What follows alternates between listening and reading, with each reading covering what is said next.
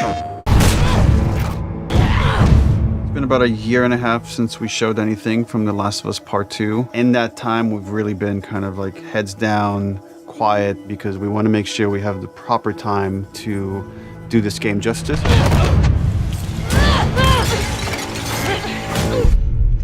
It's definitely our most ambitious in scope game that we've ever made. We really wanted to wait until we had something awesome and new and exciting to talk about because we've been so mysterious. Outbreak Day has always been a way for us to communicate with the fans about The Last of Us. It was like the day the outbreak happened in the fictional world of The Last of Us. And once we had this opportunity to line everything up for Outbreak Day, or in this case, kind of an Outbreak Week, we decided to put out a story trailer with the date of when the game's coming out, and then show the press actual gameplay, let them get hands-on with the game. We're always trying to strike a balance of getting people excited for this game, show them a bit more of a glimpse of the themes this game is about, the cycle of violence, this idea of how far would you go to exact revenge to bring justice to the people you love. And then we also show that Joel is back and you get to see him for the first time. What the hell are you doing here? You think I'd let you do this on your own? So we're coming into that first demo in wintertime where snow covers much of the ground, much of the buildings, all the surrounding areas. We see what's life like 25 years after a pandemic has wiped out most of mankind. We pick up Ellie, who was 14 in the first game, is now 19.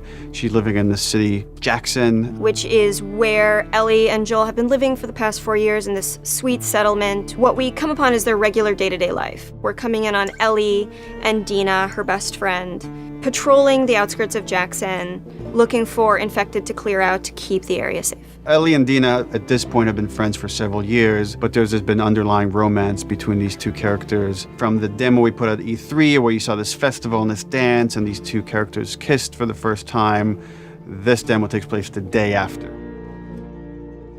And then over the course of the level, they encounter some truly dangerous things. We wanted just across the board to make the enemies more threatening, to raise the tension that we started establishing with the first game. So that means the infected, even the lowest class, the runners, are more dangerous. Something that was really important to us was empowering all of our characters, right, and making them all equal. Ellie, as we saw in the first game, is incredibly capable, but this is a world where you need to be capable to survive, and we wanted to empower everybody. And the way that reflects in combat is, Dina is way more effective. So when we have Dina going out, while she may seem the less hardened character, she knows how to use a gun, she knows how to stealth, she knows how to kill a clicker as well as Ellie.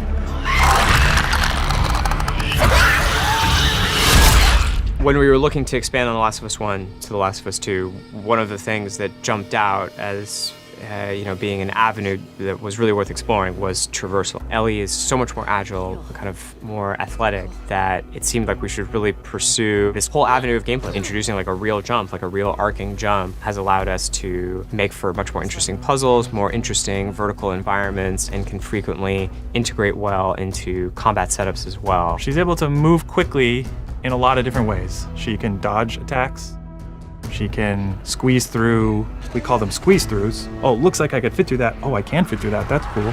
And that has been such a great integration into the combat loop of like, you're fleeing an enemy, or you're trying to get a flank, you're in stealth, and you just kind of like scooch into a room or behind an object. In The Last of Us, you kind of rely on your weaponry. Like, they're frequently the difference between life and death. They're with you for the entire game. A lot of the gameplay choices that you make are based on how you use them, how you evolve them over time through your upgrades. We really wanted to give an opportunity to look at them up close, to interact with them physically. And so the workbench seemed like the ideal place to do that. I think over the course of the level, just talking about the tech for a second of just a snowy environment, we've got all the deforming snow stuff you'd expect, brushing by on horseback a branch and the snow falling and collecting on the horse, like all these things you would expect in a realistic grounded world. We have this weather, the storm kind of kicks up.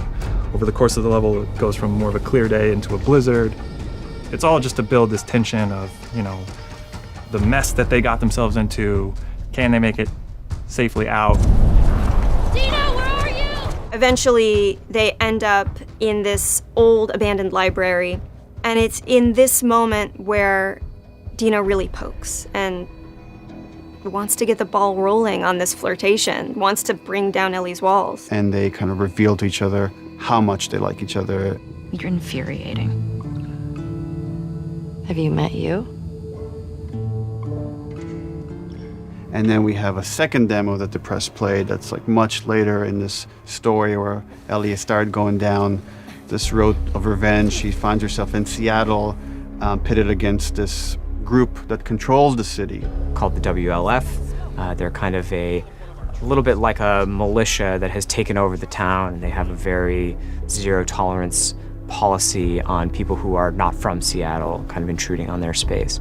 And she hears over the radio that a male trespasser has been spotted, and she knows that the WLF are closing in on him. And so we find her negotiating this abandoned hillside suburb. And she's running into this new enemy type of guard dogs that the WLF are using. Dogs have a new sense of perception to bring to the table, which kind of puts this really interesting wrinkle on stealth gameplay, where so far you've been dealing with sight and sound, trying to stay out of sight, trying to move slowly to be quiet. But now with enemy dogs, you have to worry about them picking up your scent trail. If you go into listen mode, you can see, we have a visualization of that scent, so you can see like when the dog is sniffing you and where it's going. You can throw bottles to distract the dog off of your scent, and it just adds this extra tension. The second part of the demo, even though you're fighting mostly human enemies, we're introducing one of our new infected classes, the Shambler. And the Shambler is kind of a lumbering, tankier enemy that can take a lot of punishment. They'll kind of chase you down and try to get towards you and then burst and leave behind one of these lingering, corrosive clouds. In the demo, we have this mini boss fight, and that class happens to be a Stalker. It's a class between runners and clickers.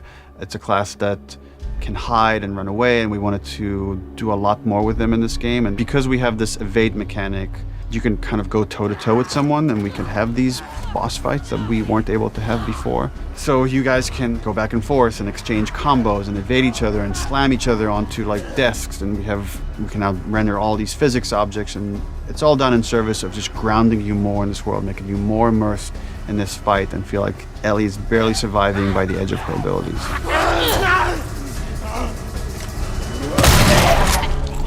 So for The Last of Us 2, we've kind of almost completely overhauled the player upgrade system. For the first time in the game, you're able to learn entirely new crafting recipes just via the upgrade system. These are abilities that make your character feel really different.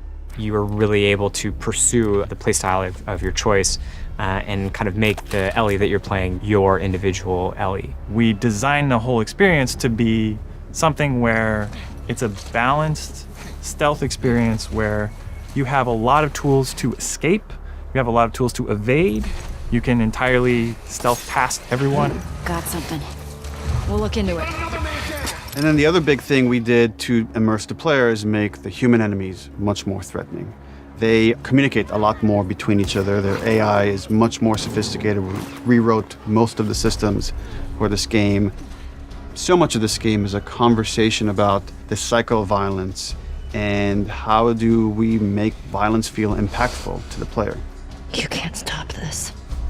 Enemies have names. So when you're going around and you shoot someone, you might hear someone yell their buddy's name and they're now upset and agitated, and that changes their behavior. What is it? Someone took him out! We got something. To make a fully realized world, to really honor the impact of this violence, you have to honor every person in it. Nobody's a hero here. The demo is 2 to 3 hours of the game. You're seeing 2 different seasons, 2 different times of the year. It feels like a lot, and it's a tiny fraction of this entire game. And as we get closer to release, we're going to show more and more of the game, but we're going to be very mindful and conscious to not spoil like big things about this game. And I'm just super stoked for people to finally see the whole thing once it's out on February 21st.